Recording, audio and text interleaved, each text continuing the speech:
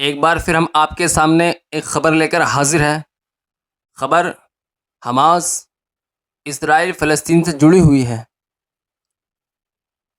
ہم ابھی تک اپنے دیش کی الجھنوں میں گھرے ہوئے ہیں، کبھی فتح پور اور کبھی ووٹ چوری کے الزام میں ہم یہیں تک ابھی سیمت ہیں اور گھرے ہوئے ہیں۔ لیکن ایک دوسرا محاذ بھی ہے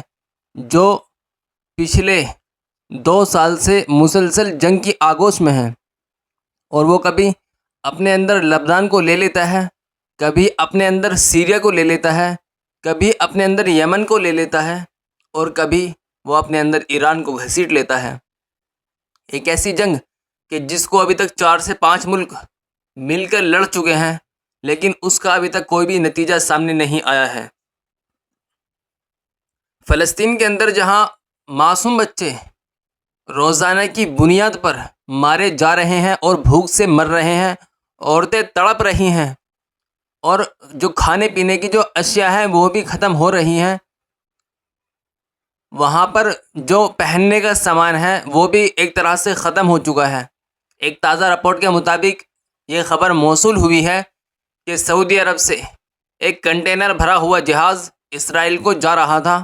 لیکن راستے میں اس کو روک لیا گیا۔ یہ سعودی عرب سے جو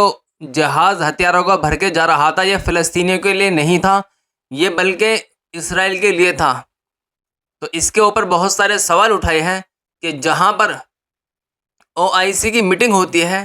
جس کا اہم لیڈر سعودی عرب OIC کا اہم لیڈر مانا جاتا ہے، جب وہی اس طرح کی حرکت اور اس طرح کے کام سر انجام دیتا ہے، تو اور ملکوں کی بے غیرتی کہاں تک ہوگی، اور ملک کتنے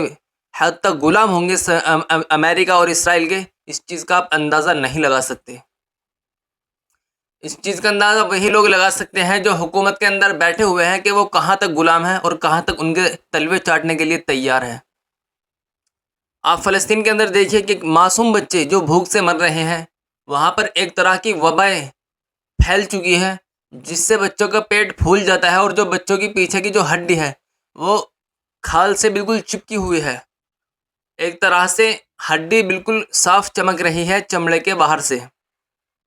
پسلی آپ گن سکتے ہیں کتنی پسلی ہے اس کے اندر، یعنی آدمی زندہ ہے لیکن مردہ ہونے کی شکل میں ہے۔ کھانے پینے کی چیزیں اتنی کمی کے ساتھ وہاں پر مل رہی ہیں، اور جو پانی وہاں پر میسر ہے وہ بھی گندا پانی ہے، جس کو پی بھی نہیں سکتے۔ ہمارے یہاں پر اگر تھوڑا سا گرم پانی مل جائے تو ٹھنڈا پانی فوراً منگوایا جاتا ہے، جبکہ پانی صاف ہوتا ہے، لیکن وہاں پر پانی صاف بھی نہیں ہے اور گندا پانی ہے، اور وہ بھی گرم۔ یہاں پر ٹھنڈا پانی منگوایا جاتا ہے، اور اگر تھوڑا بہت بھی گندا ہو تو فلٹر کا پانی منگوایا جاتا ہے کہ فلٹر کی بوتل منگوائی جائے۔ تو حال ہی میں یہ خبر بہت زیادہ چرچا میں ہے، اور وہاں پر جو راحت کا سامان ہے وہ بھی نہیں پہنچ رہا ہے، جس کی وجہ سے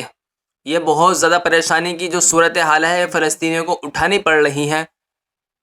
اور وہاں پر ان کی مدد کے لیے ابھی تک کوئی بھی دیش کھل کر کے سامنے نہیں آیا ہے، چاہے اس میں مسلم امہ کا کوئی بھی ملک ہو، ترکی ہو، سعودی عرب ہو، UAE ہو، ایجپٹ ہو، لبنان، لیبیا، مصر، پاکستان، ملیشیا، انڈونیشیا، بڑے بڑے ملک ہیں مسلمانوں کے، لیکن کوئی بھی کھل کر کے سامنے نہیں آیا ہے، اس لیے کہ وہ اسرائیل کے سامنے سر جھکائے ہوئے پڑے ہیں۔ وہ امریکہ کو اپنا باپ مانتے ہیں، اس لیے وہ ڈرتے ہیں، حالانکہ ہے کچھ بھی نہیں۔ اسی لیے وہاں پر جو فلسطینی اپنا مقابلہ کر رہے ہیں اسرائیل سے، وہ ابھی تک بھی ٹکے ہوئے ہیں۔ تو میں امید کرتا ہوں UAE یا کوئی بھی ہو، مطلب اقوام متحدہ ہو، جلد سے جلد اس جنگ کو رکوائے اور فلسطینیوں کو راحت و جو اس طرح کا سامان ان کو پہنچایا جائے، تاکہ ان کی جان اور نہ جا سکے، مزید جانیں اس طرح جانے سے بچ جائیں جو لوگ،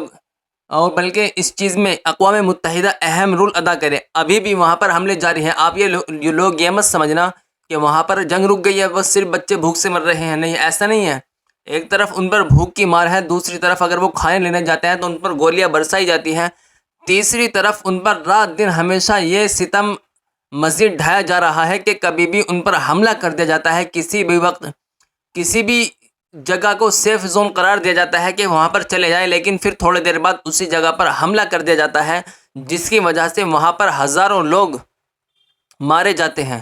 افسوس کی بات ہے، کوئی بھی ملک بولنے کے لیے تیار نہیں ہے، نہ کوئی اب تک سامنے آیا ہے۔ میں امید کرتا ہوں کہ جلد سے جلد